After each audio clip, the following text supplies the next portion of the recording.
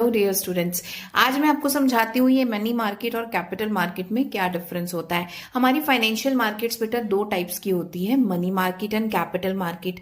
अगर कोई person short term securities में डील करना चाहता है, इसका मतलब जिसकी 1 साल से कम की मेच्योरिटी वैल्यू हो, आपको लगता है आप 1 साल में ही पैसा रिटर्न कर सकते हो, आपको बहुत थोड़े टर्म के लिए ही पैसा चाहिए, तो आप मनी मार्केट में डील कर सकते हो। बट अगर आप चाहते हो एक लॉन्ग टर्म इन्वेस्टमेंट करना जिसमें आप हायर रिटर्न्स भी अर्न करना चाहते हो, तो आपको जाना पड़ता है कैपिटल मार्केट में।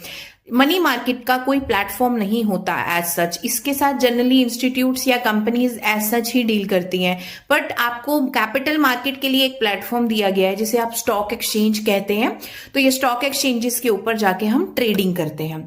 देन मनी मार्केट के अंदर कौन कौन से इंस्ट्रूमेंट्स आते हैं?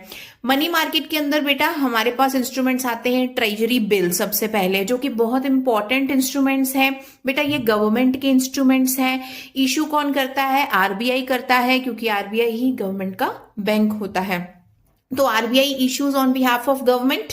दूसरा, इसको जीरो कूपन बॉन्ड कहते हैं। वो क्यों कहते हैं? बिकॉज इसके ऊपर कोई इंटरेस्ट नहीं मिलता।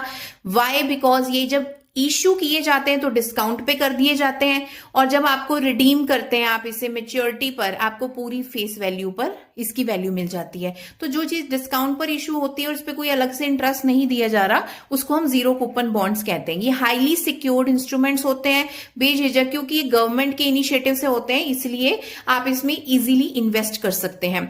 दूसरा ऑप्शन रहता है कमर्शियल पेपर। तो कमर्शियल पेपर एक ऐसा इंस्ट्रूमेंट होता है जो तब यूज किया जा सकता है अगर आप एक हाईली रिप्यूटेड कंपनी हो, आपकी क्रेडिट वर्दीनेस बहुत अच्छी है। दो चीजें अगर आपके पास है तो लोग आपके पास पैसा लगाने के लिए तैयार होंगे।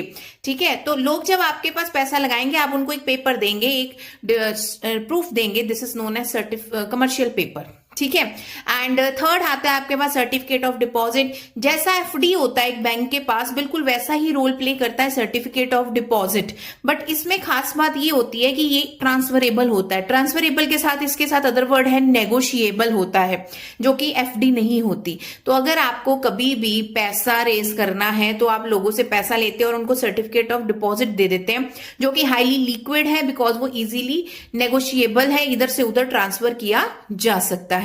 फोर्थ इंस्ट्रूमेंट इसमें आता है कॉल मनी। कॉल मनी एक बहुत ही वेरी शॉर्ट टर्म के लिए जब पैसा मांगा जाए, बहुत इमीडिएट रिक्वायरमेंट के लिए पैसा मांगा जाए, बहुत शॉर्ट नोटिस पे जब पैसा मांगा जाए, ये मिनिमम 1 डे से लेके 14 डेज तक के लिए मांगा जा सकता है।